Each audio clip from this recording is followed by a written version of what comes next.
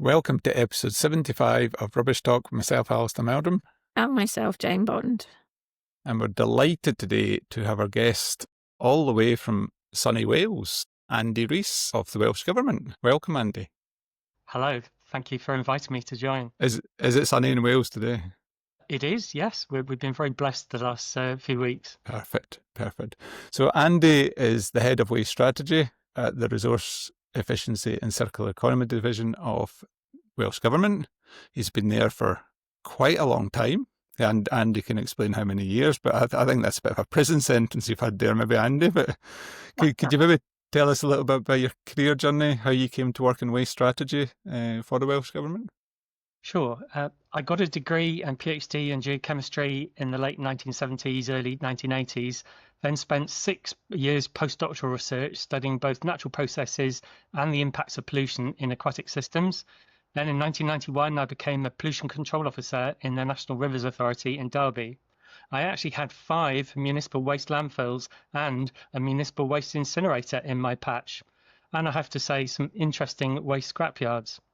I moved to the NRA in Wales, still in water quality. Then I became the Waste Strategy and Business Planner for the new Environment Agency Wales when it was created in 1996. I then applied for the role of Head of Waste Strategy for the Welsh Government in 2000, and here I still am 25 years later. Crikey, that is a good time, that, Andy, yes. Do you know, I was saying to Alistair... That's great that you've had that. Yeah, I was saying to Alistair earlier. I was going to say that continuity. Yeah, it is that continuity because you see, because you see in other places, people last for 2 or 3 years and then they move on and do something else. And, it must make a big difference to the sort of the strategy and all that side of the Welsh Government that you've actually been there for this amount of time. Hopefully it helps, and I do have a bit of sort of corporate memory, I guess, going back to actually some quite good things that happened in the 2000s and 2010. So yeah, I think it helps. Are you like us, Andy, thinking we've done this before, we've been here before? Things can be go in cycles. Yes, that does actually happen. I should say that's putting him on the spot there, Alistair. I couldn't possibly comment. Is probably the right answer there, Andy. So when you had quite a few landfill sites, do you know what? Landfill sites were the thing, weren't they, in those days? Everything's moved on. I bet those landfill sites have been well restored by now. Yes, I'm pretty sure they are. At the time, they were putting down liners and capping, so it was a fairly new regime for landfill at the time. But yeah, we were all landfilling far too much then. So what attracted you to the field of, National Rivers Authority and then Welsh Government? What was the attraction? Just that it maybe fitted in with your qualification? Well, actually, in relation to water quality, it was the drought in 1976 when I was a 16-year-old. I realised how threatened our environment was, and there were a few pollution incidents around then. So I made some inquiries and worked out that perhaps a degree in geochemistry might actually serve me well for a degree, for a job in sort of water pollution. But on the waste side, perhaps there were 2 things that sort of in the back of my mind that happened when I was in school. Firstly, for a school essay, we had to interview someone about their job. So I actually chose the local dustman. The town landfill or tip was only about half a mile away from our house. Interestingly, it didn't actually smell quite so much in those days. So maybe it's because we were actually eating all our food rather than throwing it away as waste. Yeah. Then secondly, I was in Plymouth Youth Theatre in the mid-1970s, and the first play we were involved with was called Clocking On. I found the script last year, interestingly, and saw it included raising concerns about waste and overconsumption, and that was in 1975, 50 years ago. So fast forward to when I joined Waste in 1996, it was John Gummer's Waste Strategy, Making Waste Work, published in 1995. How many people remember that? That inspired me. I was sure there was a lot more we could do to improve the 5% recycling rate and 95% landfill rate that we had at the time. Yeah. There's a wee bit of history there, Andy, isn't it? Looking back in your earlier career, any sort of standout sort of moments or achievements you had that were just like, I did, looking back, I did succeed there? Or are you like most of us where you bounce from one to another and you never get a chance to look back? Obviously, it was a collective team effort, and particularly led by our ministers. But I guess meeting all of our recycling targets so far, and being ranked second in the world in recycling, according to a study by Eunomia. I guess for me personally, of course, being awarded an OBE for services to environment and recycling at the end of 2019 was probably the pinnacle, and maybe it's all downhill from then on. You've kept that one quiet. That's not on your LinkedIn page, Mr. Rees. I think it is, actually. Is it? I never, I just apologies then. I need to ask, because it says, Andy Rees, born at 316.91 parts per million CO2. Yes. I was curious about that. Oh, good question. 40, isn't it? I think 425 parts per million. Yeah. Really? I mean, it's just, I did see a leading proponent on climate change put that on her webpage, so I thought it was a good signal to everybody. That's quite cool. I like that. I looked at that and I'm thinking, that's interesting. I wonder what mine was when I was born. Apologies for my poor research. It does say Andy Rees, PhD, OBE. So sorry. Yes. I'm quite interested in the geochemistry side, Andy. Did you do geology and then as well?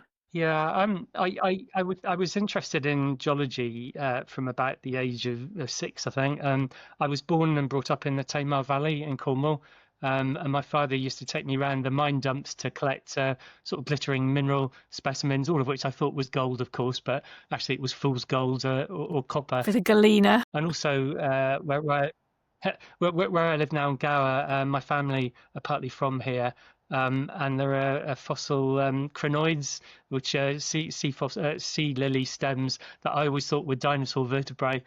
So I used to collect them from an early age as well. So I was interested in geology, but I thought a career on the oil rigs perhaps wasn't right for me, and that I was far more interested in environmental issues. So I thought the geochemistry would stand me in good stead, whilst still doing a bit of geology along the way. You see, I did geology as well, because I did geology in Manchester. So I did geology there, and then that was all my friends were off on the oil rigs, and I'm thinking, can I not do something more sunny? And then I ended up doing hydrogeology. Yeah. You see, that's us wasters, you see. We're all started off, the best people start off in geology. Indeed. Is my take on that one. Although I would, it might be worth me saying that my PhD, I had a choice of 2 PhDs. One was looking at volcanics on the Canary Islands, while the other was studying mud in Swansea Bay. And for some weird reason, I decided to study mud in Swansea Bay. Life choices, Andy. Life choices. The geochemical processes that were going on in the anaerobic mud, where the organic matter broke down in the absence of oxygen, produced hydrogen sulfide. We've talked about this recently. Yeah, is actually what goes on in a landfill. So actually, that bit of geochemistry has helped me quite a bit over the years. Yeah. So in terms of your current role at the moment, what does your role involve at the moment? What's your day-to-day sort of, do you get involved in so much different stuff? There's not a kind of one day is the same as every other day. Yeah, no 2 days are ever the same. I might start the day thinking that I'm going to be doing X, Y, and Z and end up doing something completely different. So there's basically a balance of trying to do the strategic work for our minister, whilst also having to handle lots of ad hoc requests for advice. So my job involves many interactions with different policy teams across the Welsh Government, particularly in our economy department, and with significant number of external stakeholders, including those in the other 3 national governments. And that's not just DEFRA, but also DESNES in relation to the emissions trading scheme that will cover energy from waste or incineration in the future. I also provide support to the managers under me in the work they do and the teams that they are doing. So there's never a dull moment. There's always lots of interesting things to cover. What's your main focus now? What are your main priorities at the moment? What is the team looking to achieve? Yeah, so the team working under me are currently working on helping our local authorities improve their recycling performance, seeing how best we can support the development of new recycling infrastructure, and making sure we have fit-for-purpose waste legislation. In terms of our wider division, the specific priorities are really focusing on delivering the Welsh Government's programme for government commitments for a circular economy, including developing a lot more reuse and repair hubs across Wales, delivering extended producer responsibility for packaging, and a deposit return scheme for drinks containers. Yeah, that deposit return scheme. So is your timescale 2027 as well in Wales? Yes, it is. And we launched our consultation yesterday, and our scheme will be slightly different from the rest of the UK in that we're going to keep glass in our scheme, which was the original proposal across the UK. But the rest of the UK decided not to include glass in their systems, but we are going to include glass really as an entry point for reuse. And that's the key point that our Deputy First Minister has stressed. Did I also spot a consultation about reuse that's just been issued? Well, yes, that was in relation to the deposit return scheme for drinks containers. So they were asking lots of questions about how we can transition to a more reuse-based system. Interestingly, the launch was at the old Corona pop factory in Porth in South Wales. Well, that's gone back in time, the Corona. I'm old enough to remember enjoying Corona lemonade and then really enjoying getting the sixpence back when I took it back to the local shop. Not that I bought the pop in the first place, of course. My parents bought it. Yeah, brilliant. So one of the things that we've chatted in the podcast before is the recent recycling figures, the 2023 figures that were issued, and sadly, Scotland is at the bottom of that league table, but Wales is at the top of that league table. And you're probably taking a bit of a different approach to household waste recycling. Could you maybe sort of explain what generally how it's handled in Wales and how it's been probably more successful than the rest of the UK? Yeah, most of our local authorities collect dry recyclables in 3 separate containers. So paper and card in one, metal, plastic and cartons with some authorities in another, and then glass in the third container, and food waste in another separate container, and they're collected every week in most of our authorities. So also in many cases the materials are sorted onto the vehicle, a system known as curbside sort. So if someone accidentally puts the wrong thing in the recycling container, it is returned to them. So in this way, we get high quality recyclate that can be used by Welsh and UK manufacturers. And the whole point here is that we want to make the right system simple, and the right system is separating it out. And the simplicity bit is really local authorities collecting it every week, so that you know what you need to put out is the same for most authorities. Yeah, I've been spending some time in Powys near Welshpool, sort of mid Wales. Yep. And seeing all the different sizes of, because it's basically boxes, isn't it? Really, you put the boxes out, and the bin man comes along. There's 3 things in there, and they are. You can see them sorting it out, and then just over the border in Shropshire, where my mum is, and she's like, I still, they've got all the big wheelie bins where you chuck everything in, and she's still not quite sure what she's supposed to be putting in, and it is quite significantly different. Yeah, I mean, there's a lot of communications and explanations to people on what you need to do.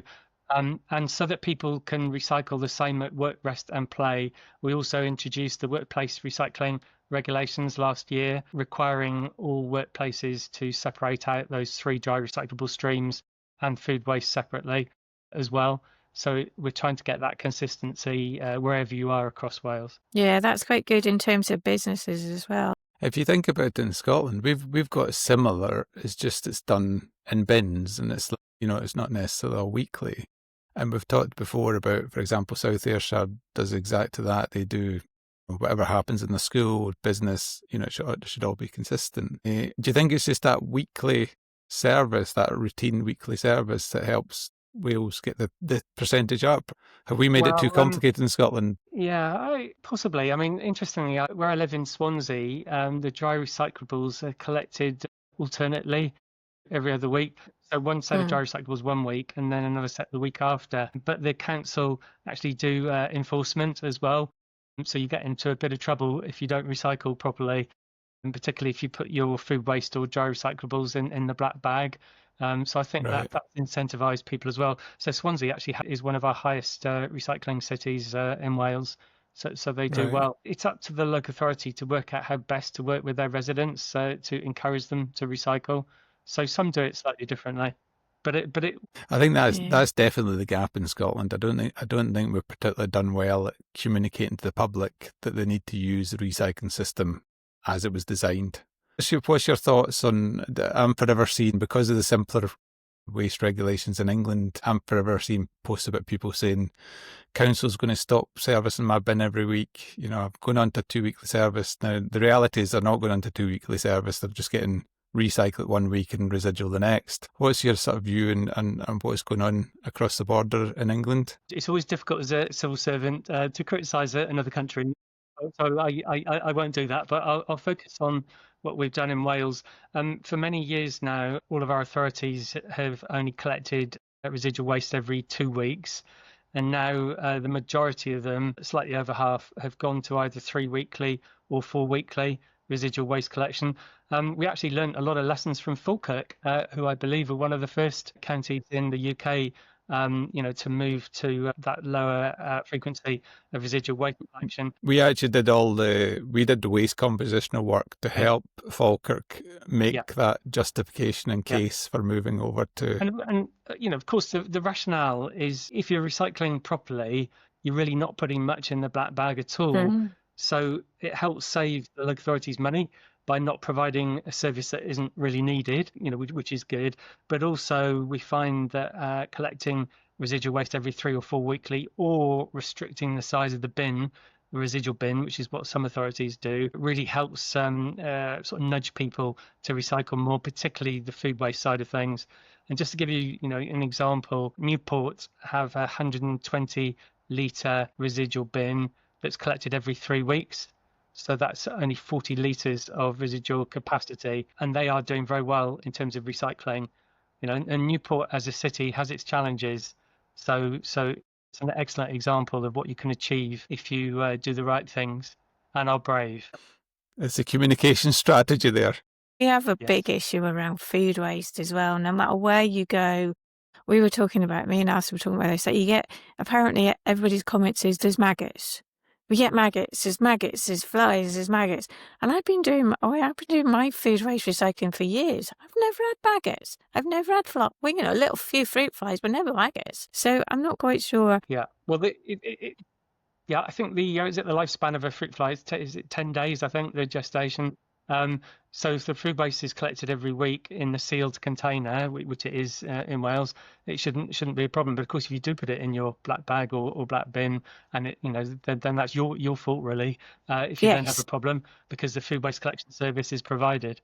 I think that's the thing. If you're going to have food waste collection, it does need to be collected frequently and not once every 2 weeks or once every 3 weeks, because then people just definitely. Yeah. So do you think other models from Wales or abroad, do you think work especially well? I mean, is there any other?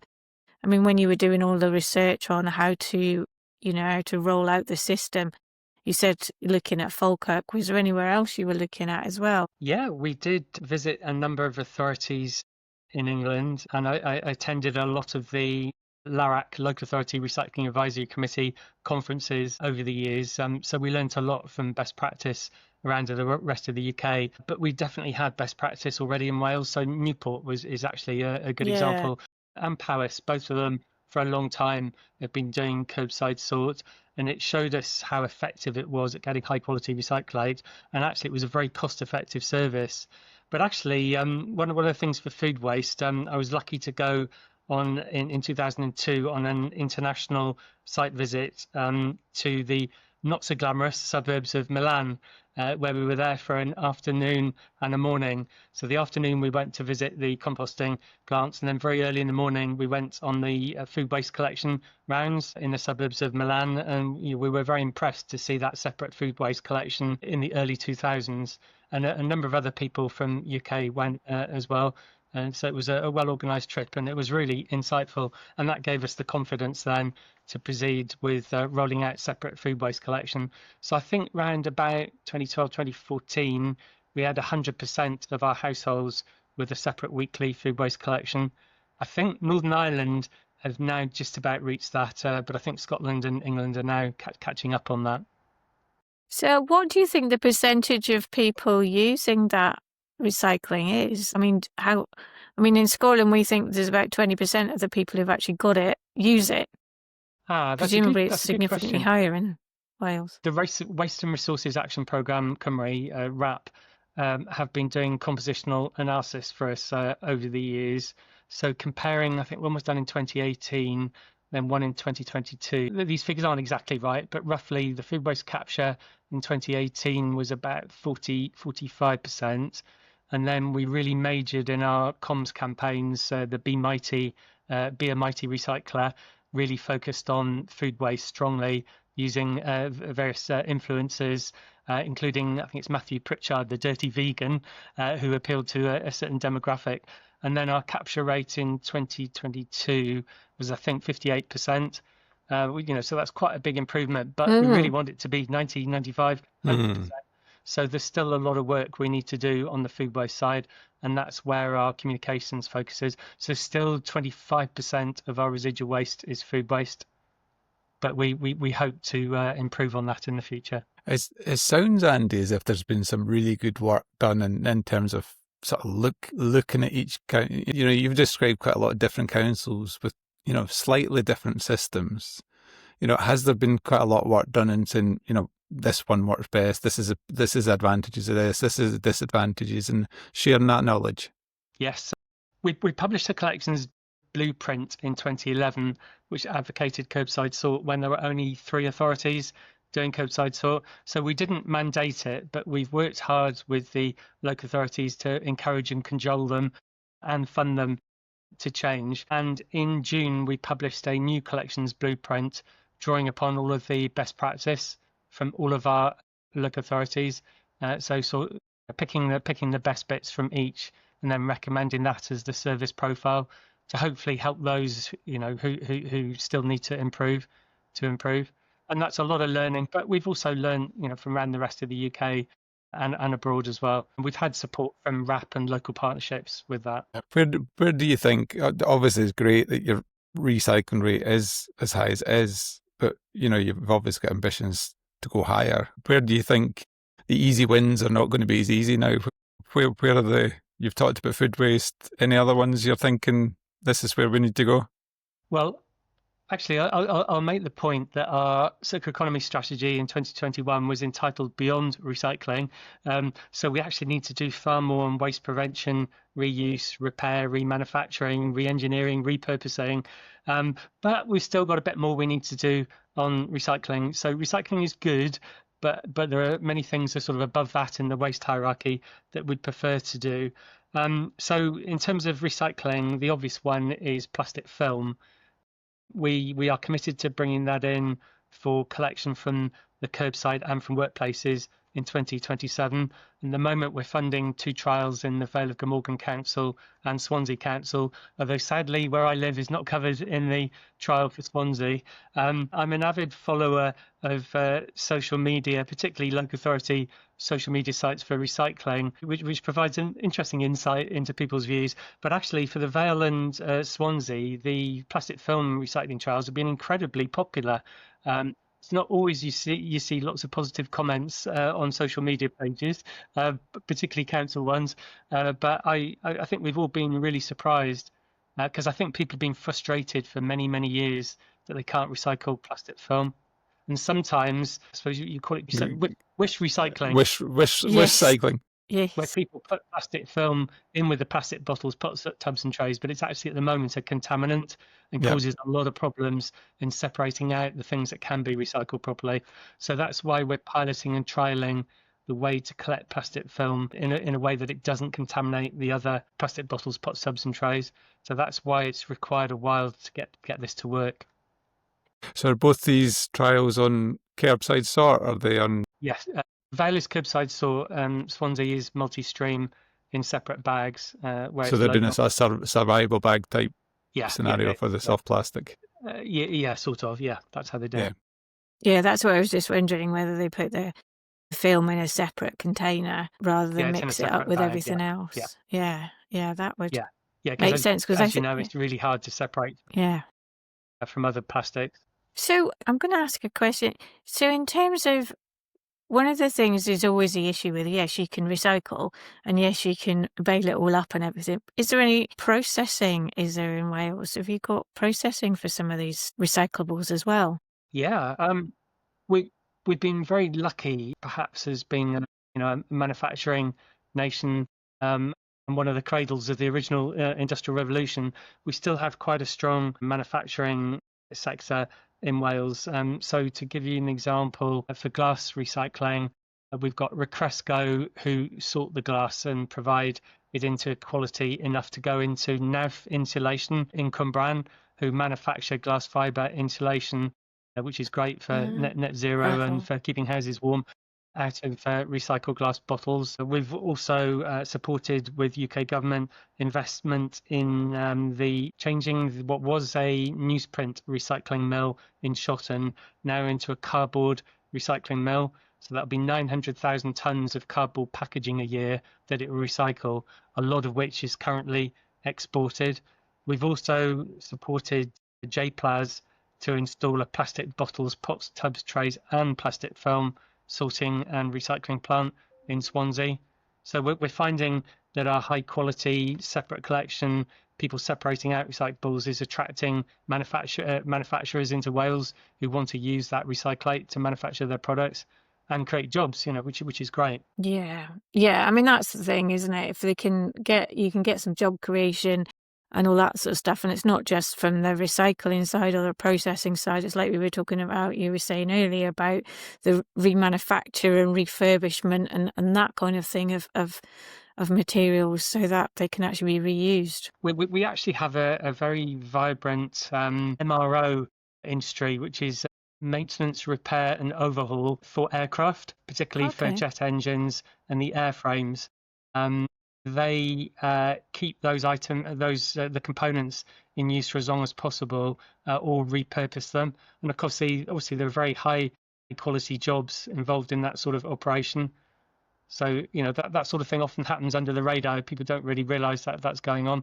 I'm actually sat on a remanufactured office chair that I bought out of my own pocket, a very high quality chair that would cost around £700 or £800 new, and it cost me £250 remanufactured, and you would never guess that it's second hand. It looks brand new, and that was actually a community enterprise that did that work. The company that manufactured it, if I'm allowed to mention them, Orange Box, manufactured in Pontypridd, and they deliberately designed this G6 task chair to be refurbishable, so it could be parts could be taken off and replaced. So it was deliberately designed to be remanufactured. But we need to see a lot more of that in future. Yeah, no, that's perfect. I think we'll put that link on there, Andy, and get loads of people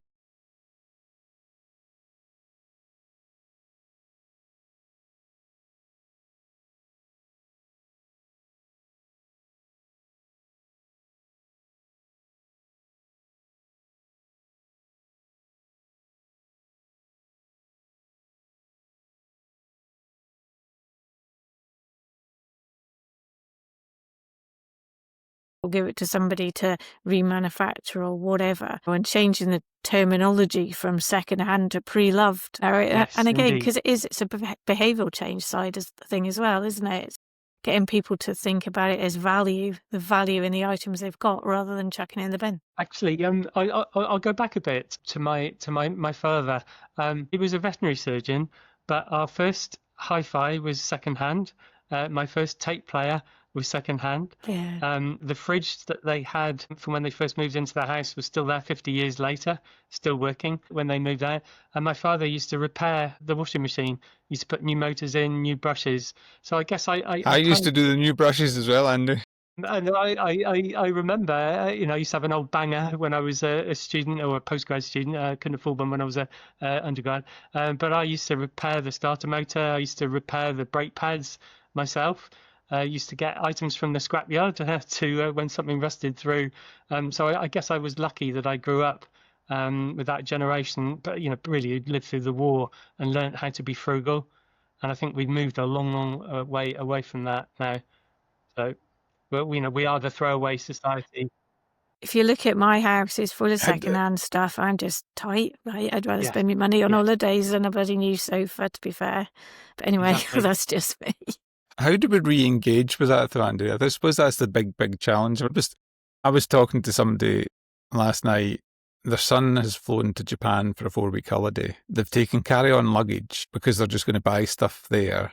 Once they buy stuff, they're just going to post it home. That means they can return their carry-on luggage. But they've got a wardrobe full of clothes.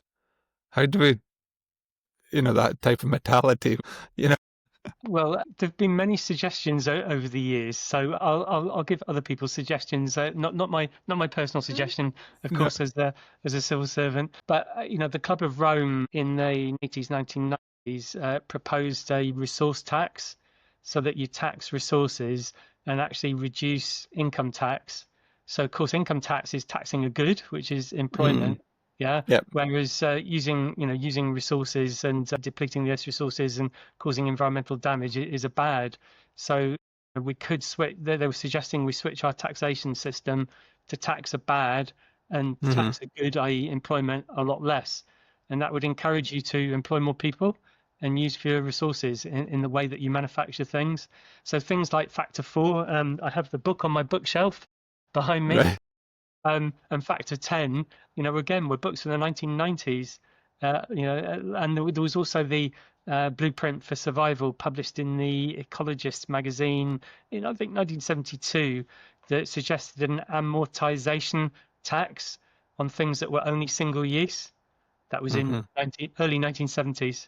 So that's I suppose a bit of that is back to this. Nothing's new. We've been talking about some of these things for a long time, and I think what's great about what we've chatted about yourself today is it sounds very much like Wales they've looked at the collection, made sure it works for the public, make sure if it's not working, it's enforced. You've made sure you've done that hard work in terms of making sure there's reprocessing facilities. So you've done the whole bit. And you've sort of joined it up, and okay, it may not be perfect, but it's working in the right direction. Yes, indeed.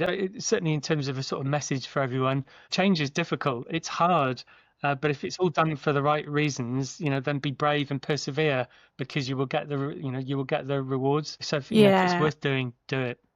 I think the problem we've got is, I know you're not going to be able to comment on this, Andy, but what we do have is we have a lot of political pressure where, things change from 2-weekly to 3-weekly, and all the local politicians are up in arms about it because everybody else doesn't like it. So then it's, the waste companies or the waste authorities, they all give in and go, oh, all right then.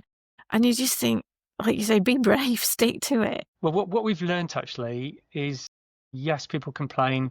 Yes, there's a furore for a few weeks, but almost inevitably it dies down after about 6 to 8 weeks, and people get used to the new system. And a lot of our authorities who've done that make exactly the same comment. And then they try to persuade their colleagues from neighbouring authorities that it'll be all right in the end. But, that initial resistance can be very off-putting, particularly on social media. What do you see as the biggest challenge for waste strategy in general at the moment? There's lots and lots of things. I know you're looking at Andy, because I know, we've been involved in this, emission trading scheme, all these different things. Where's the big challenges that we need to be worried about? I almost wish I had another 25 years in this job, but I am approaching retirement maybe before too long. There's still an awful lot of challenges. As I said, recycling is actually the least best thing to do out of all the things that we need to do. So we definitely need to move beyond recycling, to coin the phrase from our circular economy strategy. So we need to use far fewer materials in products, make them last a lot longer, and have basically a culture of refill and reuse, rather than the throwaway society that we have at the moment. So but those are big challenges, and we need to make sure we have the right instruments in place so that it's a sort of socially just transition along the way. Those who need support aren't harmed by the transition. And that said, reuse and refill help people save money, and repair particularly do help people save money over the years. So I think, have you heard, Andy, about the Weekly Shop? The Weekly Shop is a company in London who's doing home delivery supermarket stuff, and it's all done and reusable. So he delivers the shopping, and Great. he takes the glass packaging back and he refills it. And what he reckons is he can buy, things like tomato sauce in bulk and dispense it much cheaper because he's not got all the packaging costs and all the rest. And he's trying to scale up across the UK. Yeah, well, during lockdown, I was lucky in the village that I live had a plastic-free organic shop, which I used to walk down to it once a week, get all my, in fact, probably 95% of what we needed we bought from there. Had a very limited range, but we were creative and did what we could. And my plastic waste plummeted to virtually nothing. And actually, it wasn't actually that more expensive because we only bought what we needed. And it worked really well. Sadly, after lockdown, a lot of people then started drifting back to the major supermarkets. But we now buy fruit and veg from a farm shop that sadly have to drive to, but that is a plastic-free farm shop. And we buy loose basically, so you buy what you need. So that helps reduce food waste as well, and plastic packaging, of course. I think a lot of it is about education because, I've been doing quite a lot of courses recently just to sort of NHS staff. And, you talk to them about the waste hierarchy. Obviously, you don't have a clue what that means. And then you go into circular economy. And, we all think circular economy is the word, whatever, but nobody's heard of it. Nobody knows what it means. And I think that's, I think it's important, we get that education. Yeah, I'm a member of the Chartered Institute of Waste Management, and they've got a big initiative on green skills. And that's not just about making sure those who work within the sector have the right skills, but actually attracting new entrants, and particularly from a young age. So there's a lot of work we need to do with the school curriculum. And we are speaking to our school curriculum colleagues in the Welsh Government about that. So they are enthusiastic to embrace circular economy as part of sustainable development, education. But if I could just give one last anecdote, in the Factor 4 book, there is a reference to the story of a can of British cola and the sort of history of how the can is made, all of the individual components, the aluminium, how bits are transported all around the world, how the lacquer is made, how the phosphoric acid, which gives it its certain flavour, how that's mined in Chile. So all of the journey of each of the component of the tin and its contents. And then it says the consumer opens the can and drinks the sugar-laden phosphoric acid flavoured water in 2 minutes and throws it away. Yeah. And the journey of all those components probably takes about a year. So a fantastic example of capitalism and how it all works. But you've got to question, where all those materials have come from. And I wish children in school had that sort of education so they don't take for granted everything that they consume, and they think about all of the effort and environmental impact that's gone in to making that product that perhaps they don't really need. I'm writing that Factor 4 book down because I like that. That's quite an interesting one. It's a good book. I've got Factor 4, Doubling Wealth, Halving Resource Use. And it says one of the 90's most important books. So it's Club of Rome. Yeah. There we go. Perfect. I'm going to get hold of that. We can put a link to that in the show notes, Andy. So I've got a link to the show notes. I think we're, coming to the end of our discussions, Andy, but we've got one message. If you had one message for policymakers, local authorities, public, or whatever about waste and resources, what would it be? What would your one message be? I kind of said it earlier. Keep going. Yeah, keep going. Have the courage of your convictions, because along the way we had a lot of challenges. We got on well with our local authority colleagues, but when we originally suggested a 25% recycling rate, they said can't be done. 40%, they said you're mad, and then we said 70%, they said you're off this planet, no way. We are now very close to that 70% recycling from the results for last year. So it's just be brave and do the right thing, weather the storm, and it's worth it in the end. So is that nearly 70%? That's not just household waste, is it? That's everything. That's a bit more complicated. She saved that one for the end, Andy. Yeah. I can remember the statistics. Our last commercial and industrial waste survey was 2018, and from memory, the industrial and commercial waste recycling rate was around 65 to 70%. Construction and demolition waste recycling from 2019 was about 90%. But the figures we normally quote, because we get the data in every quarter from our local authorities, is the municipal waste collected by local authorities. So, and I think for the latest published figures were 67% for the previous year, 23-24. I think that's right. So.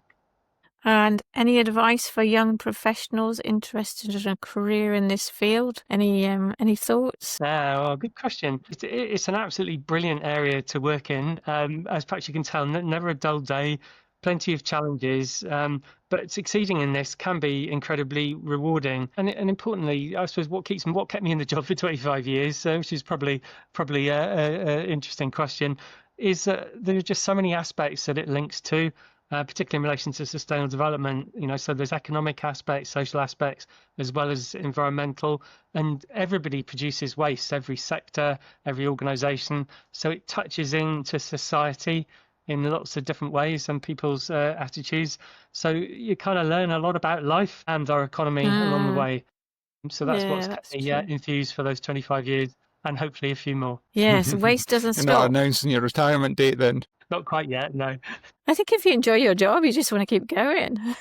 I often say I would do, well, not to my bosses, but I would do it for free because I enjoy it. Yeah, I wouldn't go that far. Edit that one out, please. Right. I'm joking. Okay. Thank you very much, Andy. We've been trying to get you on our file because I've always thought we'd learn a lot, and I think other nations in the UK would probably learn quite a lot about what you've managed to achieve in Wales. So from us, well done, and thank you for your insights today. Thank you. Thank you. Thank you for your interest. I've enjoyed the chat. Thank you very much. So next week, we are going to be covering the last in our little series on the waste hierarchy. So that is all about landfill. And that's probably where me and you, Jane, feel most at home, because that's where we started probably in the industry. Yeah. Thanks for tuning in. We hope you enjoyed this episode. See you again next Thursday at 4 p.m. Don't forget to follow, share with friends, and send us your feedback at hello@rubbishtalk.co.uk.